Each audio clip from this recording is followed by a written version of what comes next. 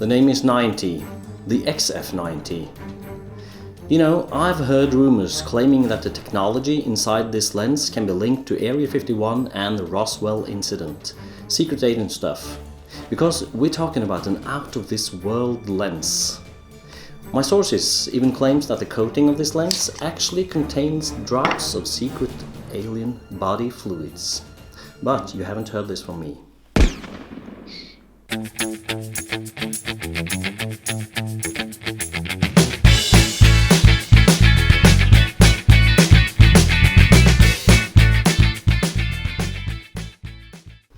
So, the 90, this lens, it's so good. Extremely sharp, and the unsharp areas are just fantastic and creamy and delicious. And you know, it renders the images almost 3D-like, and there's this depth to the look of the images, so this is definitely a lens with character. And the autofocus speed and accuracy, it's great. It just keeps on nailing that focus, and it's fast. So this might just be my perfect lens. It gives a perfect look to the images, perfect angle of view, perfect focusing ring, perfect aperture ring, perfect everything. That rhymed, by the way. Even the weight and size are perfect if you ask me. And yes, it's also weather resistant. That's so nice. I've heard some people say they're disappointed that it's not stabilized with the OIS, but I'm actually glad it isn't, because I like the weight and the size just as it is. And if you really need a stabilizer, there's always the XH1 camera, by the way. But of course, being a telelens, you need to be aware of your shutter speeds. Even though I've made tack-sharp images handheld down to around, I think the slowest is 1/60th of a second handheld, with no pulse and not breathing, by the way.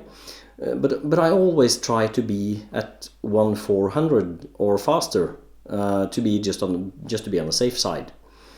And as a long lens, it's obviously not my most used lens, but it is my absolute favorite lens, perhaps of them all. I've been shooting professionally for over 20 years, and I've shot digital Hasselblads and Nikons and Canons, and I've also shot medium format film on Rolleiflex and Hasselblad and Mamiya and Pentax. But this lens, ooh, this is so good. It's my first choice for, fashion and portraits, both close-up and full body length. And I also use it to pick out details when shooting things like architecture or, industrial work. So those 4 subjects are my main subjects with this lens. And of course, nature and landscapes, when I shoot that for fun, I also use it there to pick out details. And when I'm planning a shoot, if I find out the night before the shoot that I won't be able to use the 90, I actually cry myself to sleep when I go to bed. I know, it's a tough life. It's quite sad, actually. And there's one more thing. Because sadly, there might be one major design flaw with this lens, and it has to do with the build quality. Let me tell you a story.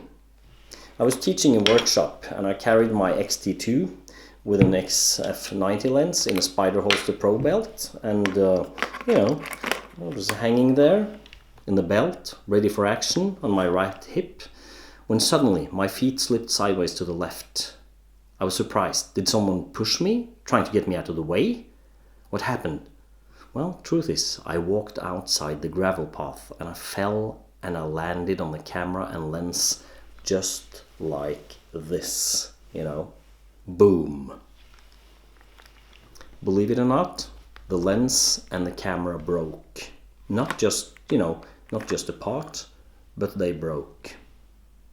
And I was lying there trying to get up, but my feelings were hurting and my body was hurting. And all I could think of was, what? It can't even handle 80 kilograms landing on it brutally like this without breaking? Must be a design flaw, right?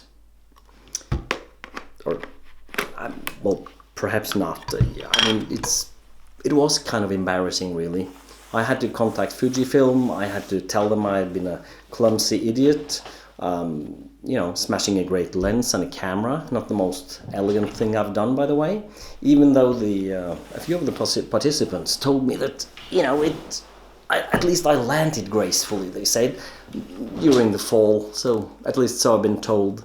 So, well, it's just embarrassing, the whole thing, really, so I'll stop here. I won't say anything more. I've said enough.